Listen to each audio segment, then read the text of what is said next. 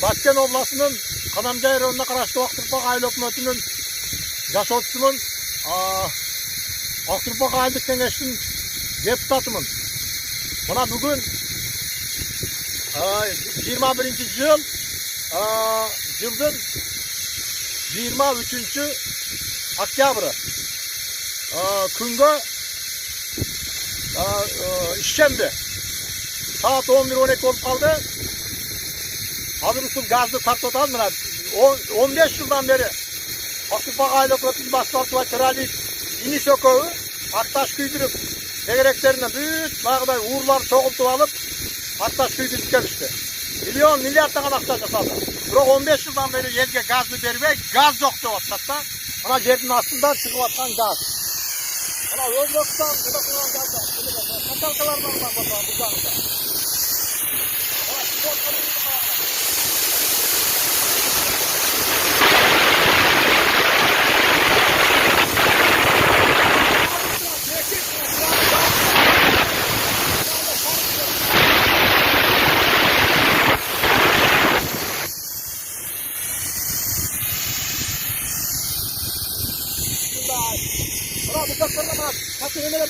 Патанкалар, турбалар, Актурпак айыл өкмөтүнүн Өзбекстан тарабы.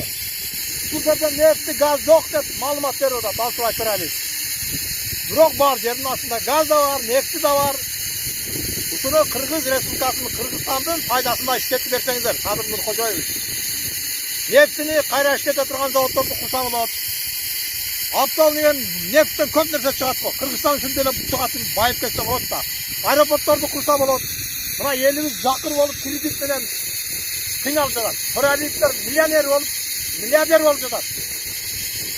Ушуга нерселерден суранам. Азыркы Актурпак айыл өкмөтүндө иштеген райондо областтык деңгээлде 15 жыл, 20 жылдан бери иштегендердин баардыгын жоопка тартыш керек болуп турат. Урматтуу Садыр Нуркожоевич.